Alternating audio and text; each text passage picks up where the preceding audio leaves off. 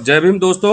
बहुत लंबे समय बाद हम लोग आज प्रेस वार्ता में हैं और हमारे साथ 4 खास मेहमान हैं। इधर डॉक्टर सूरज मंडल हैं, एडवोकेट महमूद प्राचा साहब हैं, राजेंद्र पाल गौतम साहब हैं और बलराज मलिक साहब एडवोकेट हैं।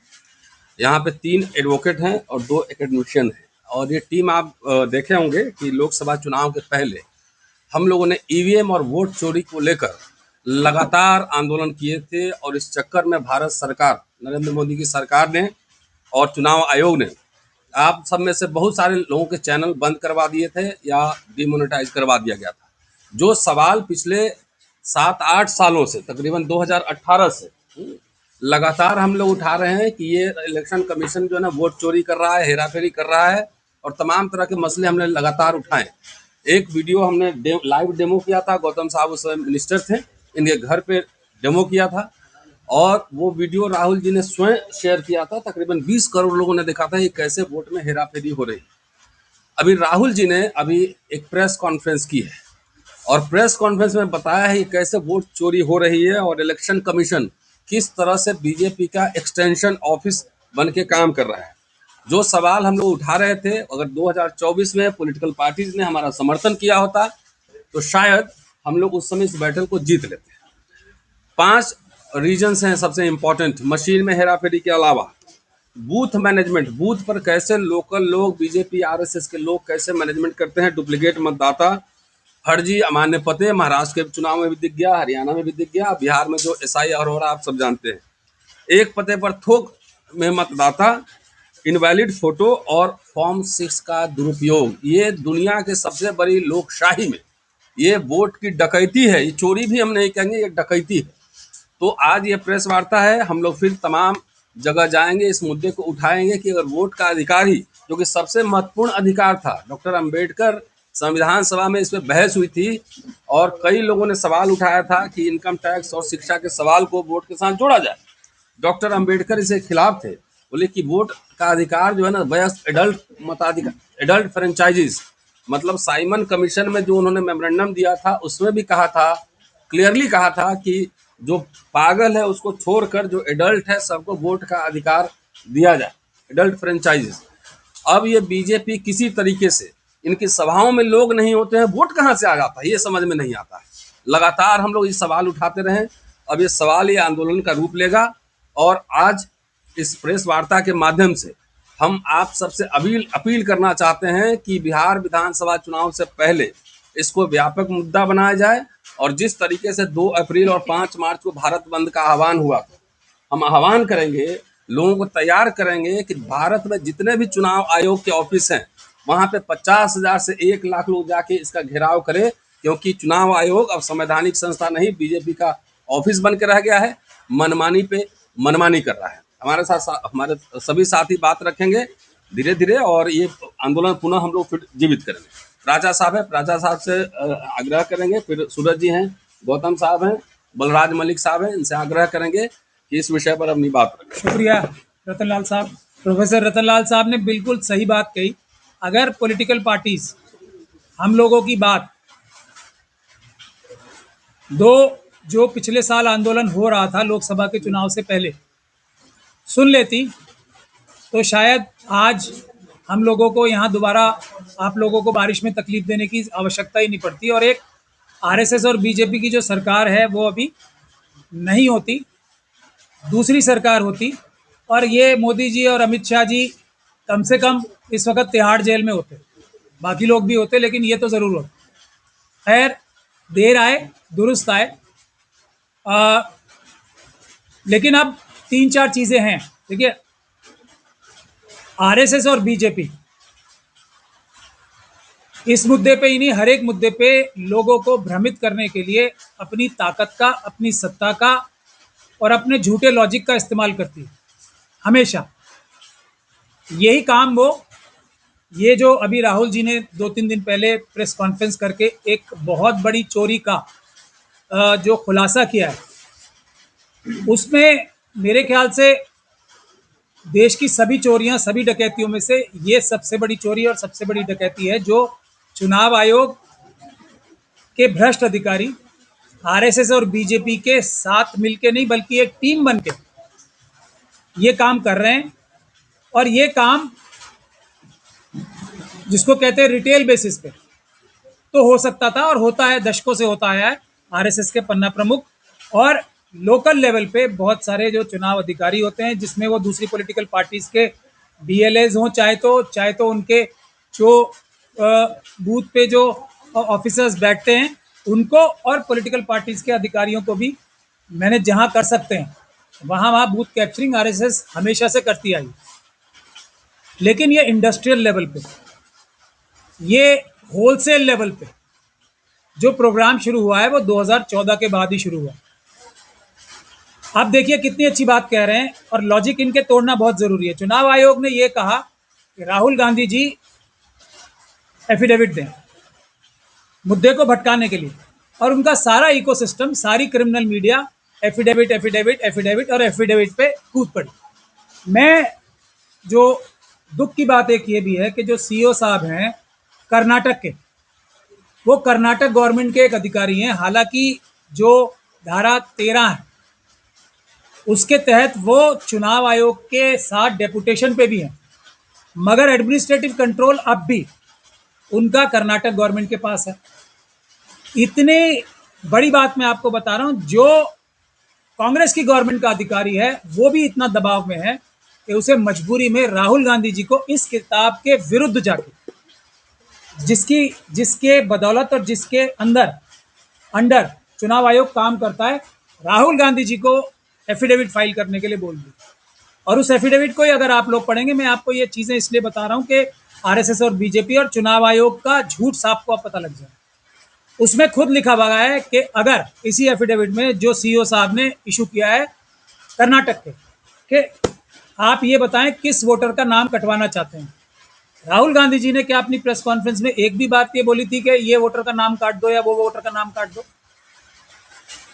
इसलिए ये पूरी तरीके से गैर कानूनी एक कार्य करके बात को भटकाने की कोशिश की है, एक बात। दूसरी बात, वो ये कह रहे हैं कि एसआईआर, एक तरफ तो आप ये कह रहे हो कि वोटर लिस्ट में धांधली है, दूसरी तरफ एसआईआर की मुखालफत कर रहे हो। मैं इसको उल्टी तरफ से पढ़ना चाहता हूं। राहुल जी जो बात कह रहे हैं वो सच है, इसीलिए तो एसआईआर की जरूरत पड़ रही है। लेकिन यहां पे चोरी क्या है? असली चोरी है, जैसे अंग्रेजी में कहावत है ना, the devil lies in details. चोरी यहां है कि चाहे एसआईआर हो, चाहे जो ये वोटों की चोरी होलसेल लेवल पे पूरे देश में आरएसएस और बीजेपी ने चुनाव आयोग के भ्रष्ट अधिकारियों के साथ मिलकर की हो, ये बेईमानी करते हैं, ईमानदारी से काम नहीं करते। पहले भी यही काम किया और एसआईआर के दौरान भी वही काम कर रहे हैं जो साल भर या पिछले 10 सालों से करते आ रहे हैं। आरएसएस और बीजेपी के खिलाफ वोट देने वालों के नाम काटना, झूठे वोटर्स को ऐड करना, एक वोटर को 10 जगह बताना, ये सब काम वैसे भी करते हैं और एसआईआर के जरिए भी वही काम कर रहे हैं। तो बुनियादी बात क्या हुई कि चुनाव आयोग के भ्रष्ट अधिकारी बेईमानी से वोटर लिस्ट में धांधली करते हैं। एसआईआर अच्छी चीज है या बुरी चीज दूसरी बात है, असली बेईमानी कहाँ है? जो वो कलम चलाते हैं अपनी बेईमानी करते हुए ग्राउंड पे। तो अब और एक और एग्जांपल मैं आपको दूंगा। इसी चुनाव आयुक्त ने, इलेक्शन कमीशन ऑफ इंडिया ने वेस्ट बंगाल में ममता बनर्जी साहब की गवर्नमेंट में ये निर्देश दिए हैं कि ये 2-3 अधिकारी जो हैं इन्होंने वोटर लिस्ट में धांधली की है, उनके खिलाफ एफआईआर करो। ये दी है ना। राहुल गांधी जी ने एक असेंबली कॉन्स्टिट्यूंसी में 1 लाख से ज्यादा झूठे वोटों की सबूत दिए हैं। तो वही चुनाव आयोग इसके लिए तो एफिडेविट मांग रहा है, और ममता बनर्जी जो वेस्ट बंगाल के जो इलेक्शन उनके खुद के अधिकारी हैं उनके खिलाफ एफआईआर की बात कर रहा है। यहां एफआईआर की बात नहीं करेगा। ये बेईमानी असली चोर है। ये जो बेईमानी भरी हुई है कूट कूट के अंदर, उनके अंदर एक ही मापदंड अप्लाई नहीं होगा। अब एसआईआर के कितने सबूत आ चुके हैं कि एसआईआर में बेईमानी हो रही है। मुझे थोड़ा दुख के साथ कहना पड़ रहा है कि इस किताब में ही ये लिखा हुआ है कि चुनाव आयोग ने जो ये, और हम लोग इसके समर्थक नहीं हैं, ये जो जो आधार कार्ड है उसको वोट से जोड़ा जाए, हम उसका मुखर विरोधी हैं। लेकिन आज की तारीख में जो कानून है, चुनाव आयोग ने जो ये सुप्रीम कोर्ट तक को बोला उसकी रिक्वेस्ट के बावजूद कि हम आधार कार्ड को वोटर लिस्ट में नाम चढ़ाने का डॉक्यूमेंट नहीं मानेंगे, वो इस किताब के खिलाफ है, इलीगल स्टेटमेंट है और उसके खिलाफ कानूनी कार्रवाई होनी चाहिए। दुख की बात यह है कि ये बात सुप्रीम कोर्ट तक में हाईलाइट नहीं की गई है और सुप्रीम कोर्ट को भी शायद ये बात नहीं पता थी, इसीलिए वो रिक्वेस्ट कर रहे हैं, अदरवाइज डायरेक्ट करते कि ये तो आपकी मैंडेटरी चीज है, आधार कार्ड को मानना आपकी ही किताब में लिखा हुआ। इतनी बड़ी हद तक बेईमानी जब हो रही है तो इसका सोल्यूशन क्या है? मैं अपनी बात छोटे में ही समाप्त करूंगा। इसका सोल्यूशन क्या है? हम लोग तो पिछले साल से ही कह रहे हैं, पिछले चुनाव के बाद से कोई सुप्रीम कोर्ट नहीं। सुप्रीम कोर्ट जाने का मतलब ही है अपनी मौत को दावत देना। किसी भी सोशल इश्यू पे सुप्रीम कोर्ट में जाने का मतलब है अपनी मौत को दावत देना, उस इश्यू को खत्म करना, समाप्त करना। और इसका एग्जाम्पल ये एसआईआर में भी साबित हो गया। किरण रिजिजू साहब हमारे पार्लियामेंट्री अफेयर्स मिनिस्टर हैं, वो इतनी बड़ी आंदोलन, इतने सारे मेंबर ऑफ पार्लियामेंट एसआईआर के खिलाफ आंदोलन कर रहे हैं, खड़े होके डिमांड कर रहे हैं एसआईआर पे चर्चा हो। क्या कह रहे हैं किरण रिजिजू साहब? क्योंकि मामला सुप्रीम कोर्ट में पेंडिंग है, इसलिए पार्लियामेंट में डिबेट नहीं हो सकती इसकी। तो ये फायदा हुआ सुप्रीम कोर्ट में केस डालने का, और कोई फायदा नहीं हुआ, नुकसान ही होगा। पहले भी नुकसान हुआ है, बाद में भी नुकसान हुआ। सुप्रीम कोर्ट के अलावा अगर केसेस डाले जाएंगे तो शायद थोड़ा बहुत फायदा, और मैं ये बहुत गार्डेड वर्ड में कह रहा हूँ, थोड़ा बहुत फायदा हो सकता है। जो थोड़ा बहुत फायदा हम लोगों ने डिस्ट्रिक्ट कोर्ट्स में और सुप्रीम हाई कोर्टों में केस डाल के लिया भी। सुप्रीम कोर्ट में जाने का मतलब ही मौत है, तो सुप्रीम कोर्ट तो जाना ही नहीं चाहिए पहले। और सुप्रीम कोर्ट के लोग तो खुद ही कह चुके हैं, जजेस कह चुके हैं कि आप अपोजिशन पार्टीज का जो काम है वो हमसे ना लें, अपोजिशन का काम हम नहीं कर सकते। तो अब करने की बात यह है कि राहुल जी ने एक बहुत बड़े सबूतों का गट्ठर दे दिया है इस बात के लिए, क्योंकि ये अपराध कर्नाटक में हुए हैं। तो हम लोगों ने ऑलरेडी दिल्ली में, और दिल्ली में तो अमित शाह ही पुलिस है, तो वो तो कहाँ इस पर कार्रवाई करते, हम लोगों ने बिल्कुल इतनी बड़ी संख्या में तो सबूत नहीं हम जुटा सकते थे, हमारी ताकत नहीं है, लेकिन कुछ सबूत काफ़ी बड़ी संख्या में निकाल के हमने पार्लियामेंट स्ट्रीट पुलिस स्टेशन में कंप्लेंट की थी।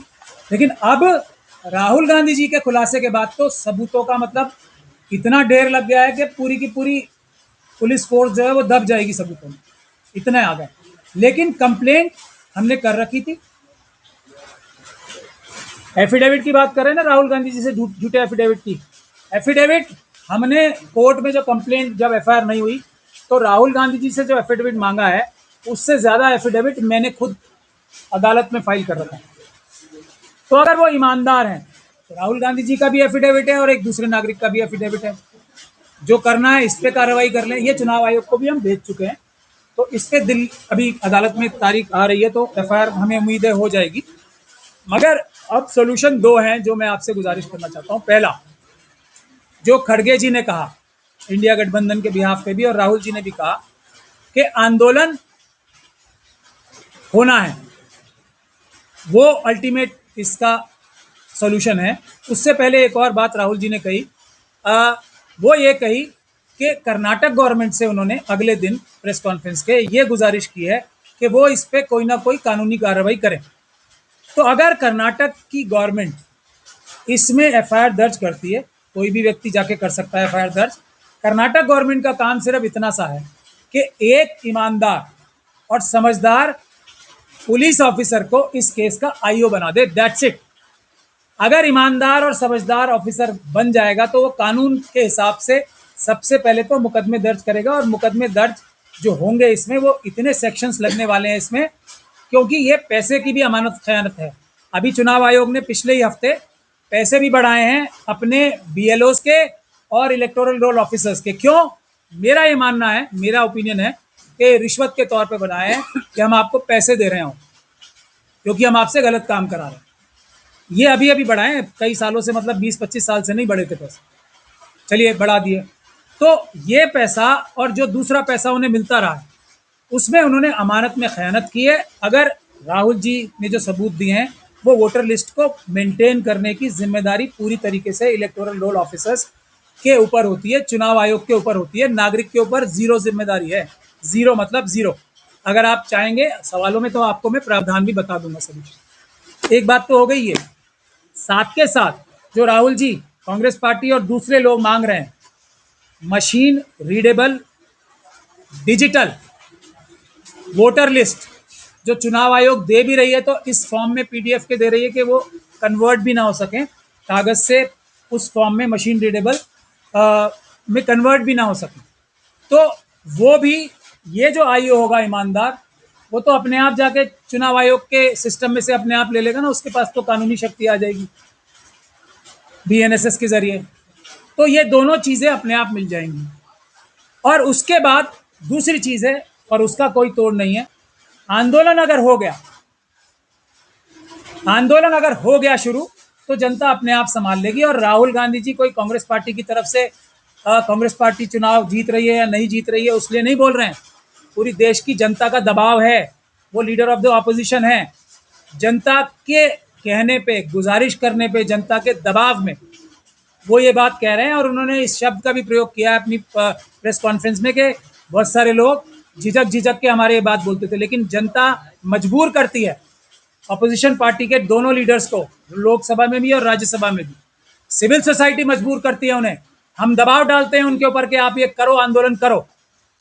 देश की जनता, और मैं ये बात अपनी तरफ से नहीं कह रहा हूँ, सिविल सोसाइटी में पूरे जितने भी लोग हैं उनकी तरफ से कह रहा हूँ, देवा सायम साहब की तरफ से कह रहा हूँ, जस्टिस कोलसे पाटिल साहब की तरफ से कह रहा हूँ, डॉक्टर प्यारेलाल गर्ग की साहब तरफ से कह रहा हूँ, और मेरे साथी तो यहाँ बैठे ही हैं।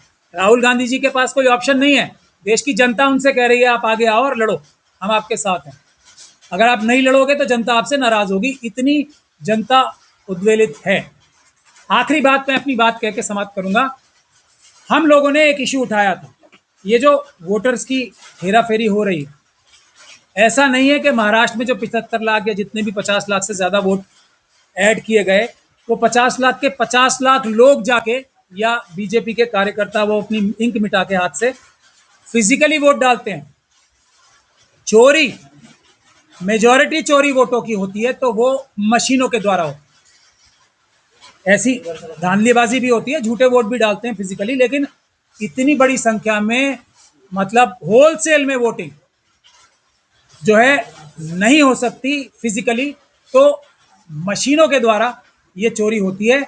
आज हिंदू जो मशीनों का, ईवीएम का मुखर समर्थक पेपर माना जाता था, आज उसने एडिटोरियल लिखा है हम लोगों की सबकी बात से एग्री करते हुए कि ईवीएम में धांधली ही धांधली है, पेपर बैलेट ही असली रास्ता है। पूरी दुनिया में पेपर बैलेट पे लोग वापस गए। राहुल जी ने भी ये बात कही थी। तो हमारा असली स्टेप, आखिरी स्टेप, पेपर बैलेट को हम क्यों मानते हैं कि धांधलियां कम से कम दर्जन से ज़्यादा हो रही हैं, दर्जन से ज़्यादा तरीकों से हो रही हैं, लेकिन पेपर बैलेट अगर शुरू हो गया तो सारी धांधलियां जो आरएसएस और बीजेपी करती है वो कम पड़ जाएंगी। पेपर बैलेट उन सब पे भारी पड़ जाएगा और कम से कम ये सरकारें हट जाएंगी। उसके बाद जो भी सरकार आएगी वो चुनाव के कानून में भी और इलेक्शन कमीशन के जो फंक्शनिंग है उसमें मेजर रिफॉर्म्स लाएंगी, ऐसा हम लोगों का मानना है। और फिर इस देश में बाबा साहब का दिया हुआ हक, जो एक वोट का अधिकार बराबर था, जो इस देश की बुनियाद है, इस देश के संविधान और इस देश की बुनियाद है, जड़ है, वो वापस आ जाएगी। यही हम आप लोगों से गुजारिश करना चाहते थे। साथियों, पहले हम सब लोग सुनते थे और कई बार फिल्मों में देखते थे, ट्रेन की डकैती, बैंक की डकैती, घर में डकैती, लेकिन आज पूरा देश देख रहा है चुनाव की डकैती, वोट की डकैती। जब पूरे देश के लोगों की वोट की चोरी कर कर केंद्र में एक सरकार बनवा दी, वो भी वोट की डकैती करके। और ऐसे में जो संवैधानिक संस्थाएं हैं, उन संवैधानिक संस्थाओं से जिनसे ये उम्मीद की जाती थी कि वो संविधान के लिए काम करेंगी, चूंकि संविधान ने उनको पावर दी है। अगर हम बात करें इलेक्शन कमीशन की, तो इलेक्शन कमीशन की ये जिम्मेदारी है, और ये जिम्मेदारी भारत के संविधान ने उनको दी है, ताकत भारत के संविधान ने उनको दी है कि वो फ्री, फेयर एंड ट्रांसपेरेंट चुनाव कराएं।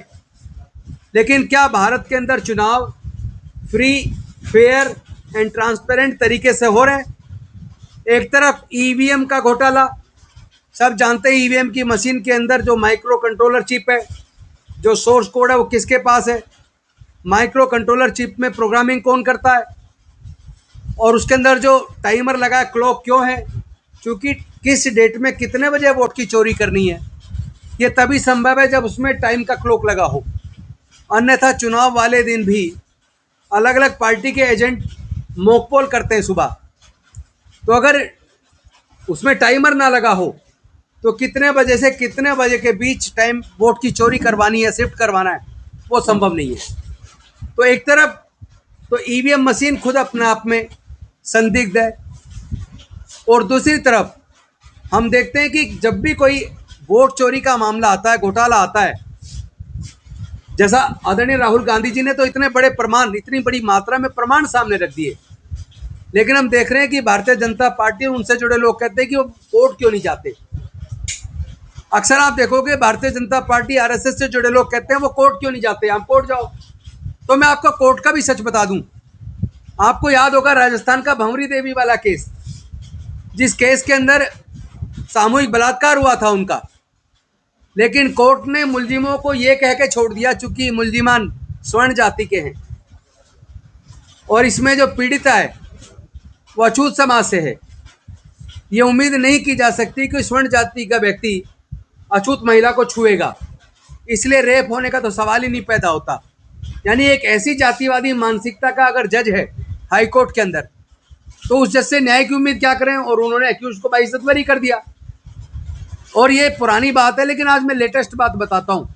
जून के महीने में उड़ीसा के अंदर जहाँ एक गांव के अंदर माइनिंग हो रही थी, तो गांव के लोगों ने सोचा कि यहाँ हमारे घर उजड़ जाएंगे, उन्होंने माइनिंग के खिलाफ आवाज़ बुलंद की, धरने प्रदर्शन किए, तो उन लोगों को पुलिस ने गिरफ्तार कर लिया और जेल भेज दिया। जैसा कि अक्सर शासन करता है, न्याय के लिए अगर कोई भी आवाज़ उठती है तो उसको कुचल देता है, झूठे मुकदमे बना के जेल में डालकर।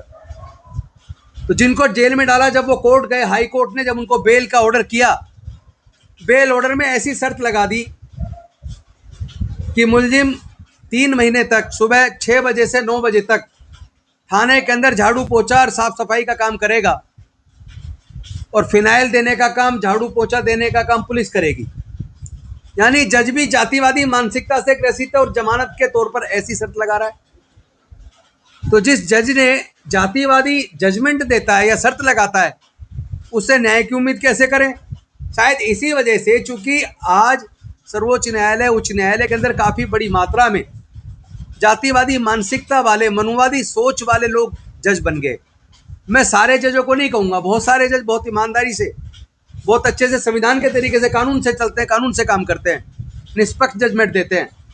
लेकिन काफ़ी मात्रा ऐसे जजों की भी है जो कहीं ना कहीं मनुवादी सोच की वजह से, जातिवादी सोच की वजह से उनके निर्णयों में भी न्याय नज़र नहीं आता। शायद इसी वजह से भारतीय जनता पार्टी और उसके लोग बार बार कहते हैं आप कोर्ट क्यों नहीं जाते, क्योंकि हमें पता है कोर्ट जाने का मतलब है उस मामले का पूरी तरह लटक जाना, और उसमें फिर कोई निर्णय आने वाली बात नहीं है। और इसका प्रमाण भी है, प्रमाण दे के बताऊंगा। जब ओबीसी का रिजर्वेशन लागू हुआ था, मंडल कमीशन की सिफारिशें 7 अगस्त 1990 को लागू हुई थी, तो कुछ लोग कोर्ट गए और कोर्ट ने तुरंत जाते ही स्टे कर दिया। 2 साल में केस डिसाइड हुआ और 1 साल नोटिफिकेशन में लगा, यानी 3 साल लगे ओबीसी को रिजर्वेशन देने में। लेकिन जब ईडब्ल्यूएस को, जनरल कैटेगरी को देने की बात आई, तो 4 दिन के अंदर दे दिया। 1 दिन में कैबिनेट में पास, दूसरे दिन लोकसभा में पास, और तीसरे दिन राज्यसभा का टाइम बढ़ाकर राज्यसभा से पास, और चौथे दिन राष्ट्रपति की सिग्नेचर होकर नोटिफिकेशन भी होगा रात की रात ही, और 4 दिन के अंदर लागू हो गया। और जब कोर्ट गए तो कोर्ट ने उसको स्टे नहीं किया, ओबीसी के रिजर्वेशन को स्टे किया, लेकिन ईडब्ल्यूएस को नहीं किया। यानी इसीलिए बीजेपी के लोग अक्सर कहते हैं कि अगर आपको लगता है ईवीएम के अंदर गड़बड़ है, या आपको लगता है वोट की चोरी हो रही है, या आपको लगता है इलेक्शन कमीशन ऑफ इंडिया पक्षपात कर रहा है, तो आप कोर्ट जाइए। कोर्ट कहाँ जाएं? कौन से कोर्ट में जाएं? किस कोर्ट पे भरोसा करें? आज तो हमारा भरोसा ही टूटता दिख रहा है। ऐसे में मुझे याद आता है कि हमारे जो संविधान बचाओ संयुक्त मोर्चा मिशन जय भीम और तमाम साथी जो ईवीएम को हटाने का एक आंदोलन हम लोगों ने पिछले साल 2024 में लोकसभा चुनाव से पहले चलाया था। अनफॉर्चुनेटली वो पूरे देश का आंदोलन बना और सर्वे में निकल कर आया 70% से ज़्यादा लोग ईवीएम से चुनाव नहीं चाहते, वोटर वो बैलेट पेपर से चुनाव चाहते हैं, लेकिन कोई पॉलिटिकल पार्टी साथ नहीं आई। और नतीजा ये हुआ कि आज सामने निकल के आ रहा है, पूरे प्रमाण के साथ आ रहा है कि पूरा इलेक्शन चुनाव ही चोरी हो गया। और चुनाव चोरी में खुद इलेक्शन कमीशन कहीं ना कहीं इन्वॉल्व नजर आता है, क्योंकि जब भी इस तरह की वीडियो आती है कि कोई व्यक्ति जो बीजेपी से जुड़ा है वो वोट डाल रहा है और साथ में वीडियो भी बना रहा है और वो बता रहा है मैंने 1 वोट फर्जी डाली, 2 डाली, 3 डाली, वीडियो चला के दिखा रहा है, और उसके ऊपर इलेक्शन कमीशन की तरफ से कोई कार्रवाई दिखती नहीं है। तो इलेक्शन कमीशन आखिर किसके लिए काम कर रहा है? फ्री, फेयर एंड ट्रांसपेरेंट चुनाव कराने की जिम्मेदारी संविधान ने दी, लेकिन उस जिम्मेदारी को निभाने में तो वो पूरी तरह विफल है। तो इलेक्शन कमीशन के इस व्यवहार से हम लोग दुखी हैं, क्योंकि जिस तरह 5 साल के अंदर पिछले लोकसभा चुनाव से इस लोकसभा चुनाव तक महाराष्ट्र के अंदर केवल लगभग 32 लाख नए वोट बने, और फिर 5 महीने के अंदर लोकसभा चुनाव के बाद विधानसभा के चुनाव आते ही 5 महीने के अंदर करीब 1 करोड़ नए वोट बन गए। तो आखिर ये नए वोट कहाँ से आ गए अचानक 5 महीने के अंदर? एक एक एड्रेस पे अगर 80-80, 60-60 लोग वोट बनवाए हैं, या एक हॉस्टल का आया कि वहाँ पे हजारों की मात्रा में वोट है, तो ये सब वोट की चोरी खुलेआम हो रही है और उसमें इलेक्शन कमीशन संजीदा नहीं दिखता, असंवेदनशील दिखता है। तो ऐसे में मुझे तो एक ही चीज़ नज़र आती है, क्योंकि मैं एक वकील भी हूँ और एक सामाजिक संस्था मिशन जय भीम का फाउंडर भी हूँ, इस नाते मेरा स्पष्ट मत है कि पूरे देश के लोगों को तय करना पड़ेगा कि आपको ये वोट की चोरी आप अलाउ करते हैं क्या? आप सिर्फ धर्म की वजह से, क्योंकि पूरे देश को 2 भागों में बांट दिया है बीजेपी ने, हिंदू मुसलमान करके, दलित वंचित जो पिछड़ा वर्ग है उसके खिलाफ एक दूसरा जो अगड़ा वर्ग है उसको खड़ा कर दिया है, और तमाम मीडिया सारा उनके साथ है। मीडिया सच को दिखाने की बजाय, वोट की चोरी दिखाने की बजाय, मीडिया वो भाषा बोल रहा है जो केंद्र की सरकार बोल रही है। तो इस मीडिया को मीडिया कैसे माने?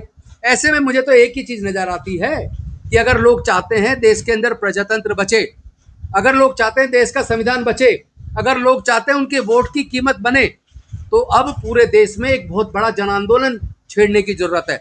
और भारत का संविधान हमें इजाज़त देता है कि हम संवैधानिक तरीके से एक जन आंदोलन करके देश के प्रजातंत्र को बचा सकते हैं।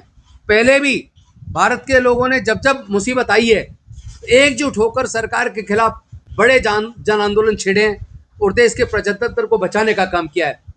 बहुत जल्द हम भी सबसे बात करके एक डेट डिक्लेयर करेंगे और देश के प्रजातंत्र को बचाने के लिए, वोट की चोरी को रोकने के लिए हम पूरे देश के स्तर पर बहुत बड़ा जन आंदोलन छेड़ेंगे।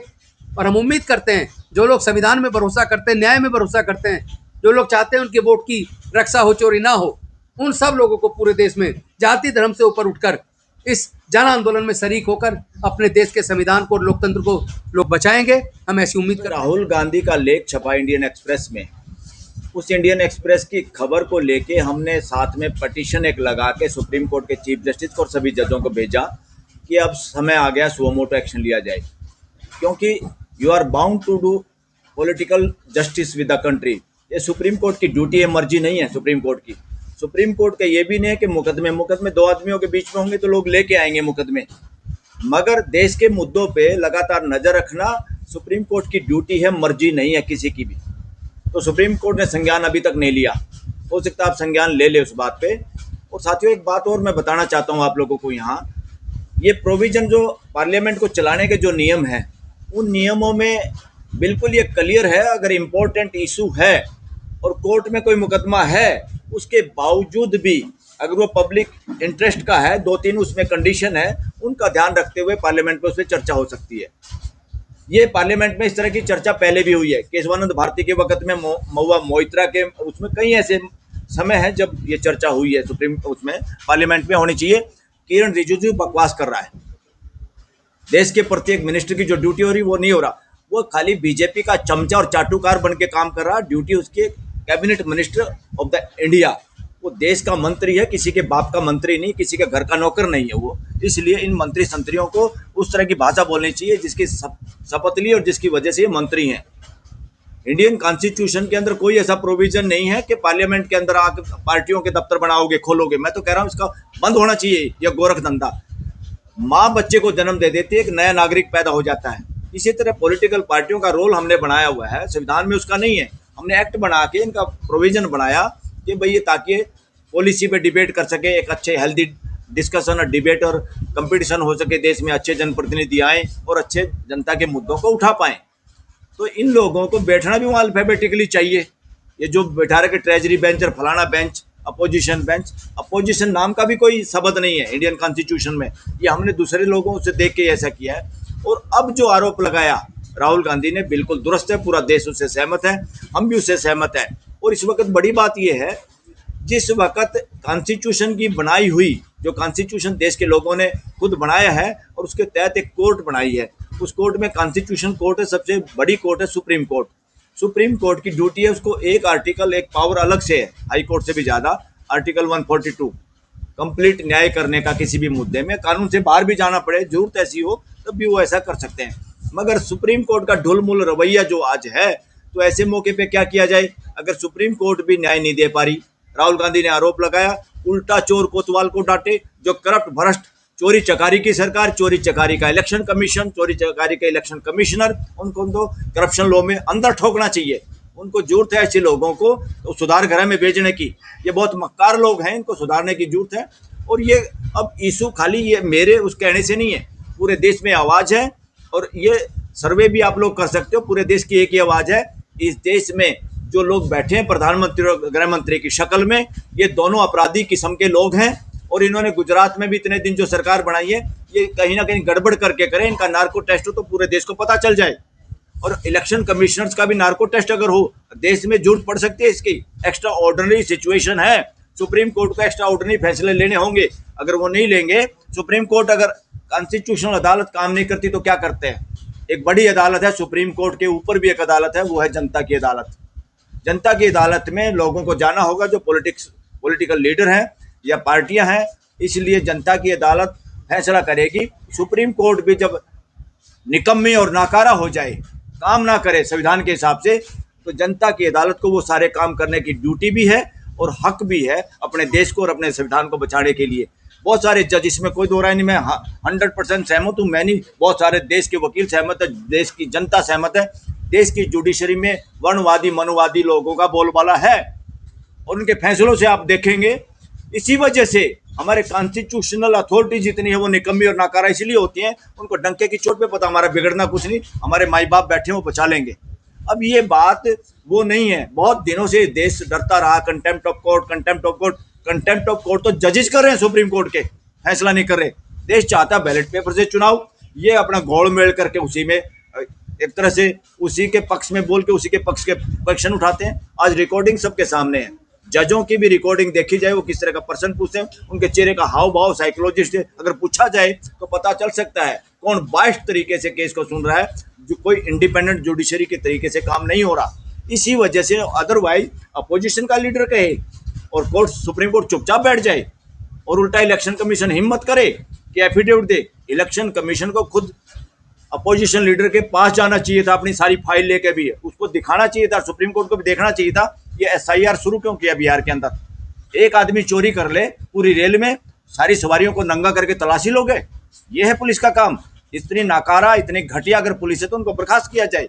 ऐसा इलेक्शन कमीशन है। समय पे देखिए, ये फैसला SIR जितने समय कम में किया गया। कोई नहीं चाहता विदेशी लोग यहाँ वोट बनवाए, मगर कितने विदेशी लोगों की वोट होंगी?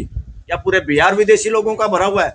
सब लोगों के अपने डॉक्यूमेंट चेक करने, अनपढ़ लोग, बहुत सारे लोग शहरों में नौकरियां करते हैं, बहुत सारे विस्थापित हैं, टेम्परेरी बेचारे अपने रोजगार के लिए देश में GDP बढ़ाने में अपना योगदान दे रहे हैं।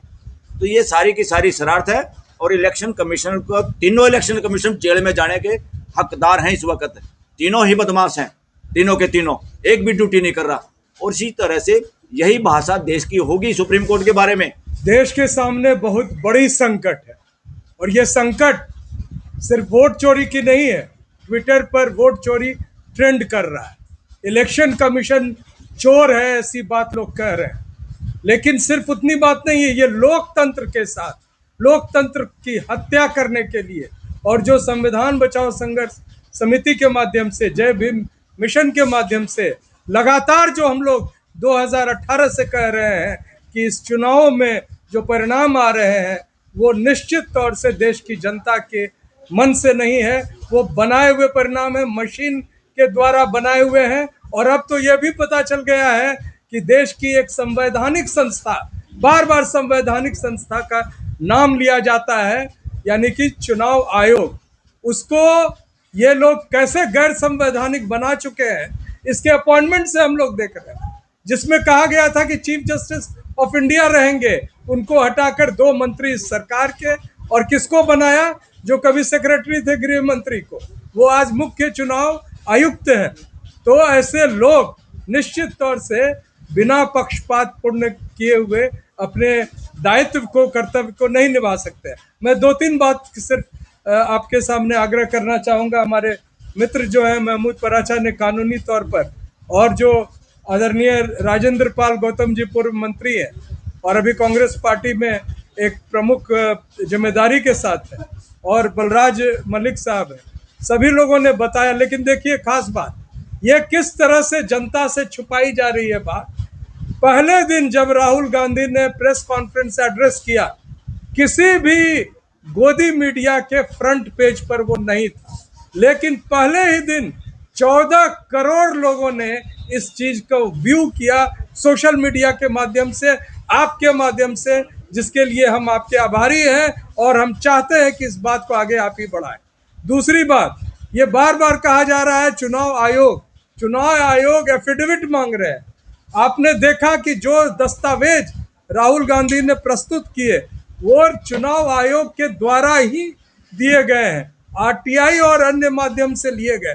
और उनका हाइट देखिए, जब वो रखा गया वो पुलिंदा, तो राहुल गांधी से भी 1 फीट ऊंचा था, 7 फीट का वो पूरे दस्तावेज थे। और एक एक पन्ने को मिलाकर जो सबूत राहुल गांधी जी ने प्रस्तुत किए, यानी 33,000 से अधिक लोग सिर्फ फॉर्म 6 के मिसयूज से, यानी कि जो पहली बार वोटर बनते हैं वो फॉर्म 6 का प्रयोग करते हैं। उसमें कौन आ रहे हैं, 71 साल की महिला आ रही है जो 5 बार वो वोटर रह चुकी हैं, और इसके साथ और लोग भी ऐसे आ रहे हैं जो निश्चित तौर से पहले बार के वोटर नहीं है, लेकिन मोदी साहब के लिए वो लोग बन गए। इसी तरह से ऐसे लोग जिनके फोटो नहीं दिख रहे हैं, ऐसे लोग जो एक घर में 80-80 लोग हैं, बार बार अभी गोदी मीडिया में ये प्रश्न उठ रहा है कि राहुल जी एफिडेविट क्यों नहीं देते हैं। एफिडेविट दिया गया, अभी हमारे मित्र महमूद पराचा ने दिखाया कि वो स्वयं एफिडेविट दिए हैं। उनके अलावे देश के एक बड़े नेता अखिलेश जी ने आज से 10 महीने पहले एक एफिडेविट देकर कहा कि 18,000 वोटर जो हैं ऐसे हैं जो कि जानबूझ के बनाए गए हैं और उनकी जांच की जाए। चुनाव आयोग ने 1 मिनट समय नहीं दिया, तो ये चोरों का आयोग बन चुका है। बांग्लादेश में जो हुआ, अभी आप लोगों ने जून महीने में वीडियो देखा होगा कि वहाँ के मुख्य चुनाव आयुक्त के साथ क्या सलूक जनता ने किया, वही सलूक लगता है यहाँ भी होगा। इसलिए मैं ये बात कह रहा हूँ कि बेशर्मी के साथ संविधान को ताक पर रखकर ये बार बार ऐसी चीजें कर रहे हैं। ईवीएम के माध्यम से तो हम जान ही चुके थे कि ये वोटों को मैनिपुलेट करते हैं। जब इनकी चोरी पकड़ी जाने लगी कि चुनाव के आखिरी समय में हर जगह, और जो जब बैलेट पेपर से चुनाव होता था तो आखिरी समय में ये बता दिया जाता था नंबर के साथ कि कितने वोट आज पड़े, तो ये परसेंटेज में बोलते हैं, और उस परसेंटेज को 10 दिन बाद इस बार लोकसभा चुनाव में लगभग 42 लाख वोट अधिक हर जगह का उन्होंने जुड़वा दिया। तो इसका मतलब है कि इनकी मंशा जो है ये लोकतंत्र को समाप्त करने के लिए है, और संविधान के तहत जिन लोगों ने संविधान की शपथ ली है उनका ये दायित्व बनता है कि वो अपने जान पर भी खेलकर इस संविधान को और इस लोकतंत्र को बचाए। आखिरी बात मैं ये कहना चाहता हूँ कि बिहार में SIR इन्होंने किया, सिर्फ जनवरी 2025 में समरी रिवीजन हुआ था, इंटेंसिव किया। इंटेंसिव मतलब गलतियां जो है उनको तुरंत ठीक की जाए, 1 महीना में जो हो नहीं सकता था वो इन्होंने कहा कि हम करेंगे। डिजिटल इंडिया बन गया, लेकिन नतीजा क्या आया, Neha Kumari husband's name husband, फलना ji father's name ECI, Donald Trump का समस्तीपुर में बन गया है वोटर कार्ड, और यही चुनाव आयोग और यही सरकार जो हर जगह कहती है अस्पताल जाइए तो आपको आधार कार्ड दिखाना पड़ेगा, ट्रेन में चढ़िए तो आधार कार्ड दिखाना पड़ेगा, हवाई जहाज पे चढ़िए तो आपके आधार कार्ड देखे जाएंगे, होटल में चेक इन कीजिए तो आधार कार्ड देखे जाएंगे। लेकिन अभी चुनाव आयोग ने कहा कि आधार कार्ड डबल बन रहे हैं, फर्जी है। कौन है शासन में? गृह मंत्री क्या कर रहा है? ये गृह मंत्री जाकर मंदिर का शिलान्यास कर रहा है बिहार में, तो फिर क्यों नहीं पकड़ा? वहां पर तो नेपाल बगल में था कि नेपाल से आए लोग जो इन्होंने बताए उसको तुरंत क्यों नहीं गिरफ्तार किया गया? असल में वो नेपाल से नहीं आए थे, वो इनके द्वारा जो लोगों को वोट काटने की मुहिम है, यानी समरी इंटेंसिव डिलीशन यानी रिमूवल ऑफ द वोटर्स, जो SIR ये कर रहे हैं उसमें पकड़ाने का डर था। दो बात में इनको ये लोग बहुत जल्दी धार्मिक रूप से इनकी भावना आहत हो जाती है। अमित शाह जो जैन है जाके एक हिंदू मंदिर का वहां पर शिलान्यास कर रहे हैं, आरती कर रहे हैं, और तिलक लगाने से नीतीश कुमार ने सही किया, इनकार कर दिया था, फोटो दिखाया, तेजस्वी जी ने ट्वीट किया। तो कैसा है, भावना आहत नहीं हुआ कि कोई जैन जाकर और माता सीता के नाम पर हिंदू मंदिर का वहां पर जाकर शिलान्यास करे? और अभी देखिए दिल्ली में झंडे वाला में पीछे में 22 तल्ला का वो बना गया है, यानी माता के शिखर से ऊपर अगर दूसरे धर्म का वो कोई व्यक्ति बनाता, क्योंकि व्यक्ति ही बनाया होगा, RSS कोई संस्था नहीं है, तो परमिशन किसे मिला होगा? एक व्यक्ति को मिला होगा, और वो व्यक्ति माता के मंदिर के शिखर से कई गुना ऊपर पीछे में उस जगह जो कि अरावली हिल्स का रॉक है, जहां एनवायरनमेंट के हिसाब से मना है बनाना कुछ भी, वहां जब बना दिया और माता के ऊपर शिखर से भी 10 गुना ऊपर चला गया, तो भावना आहत नहीं हुई?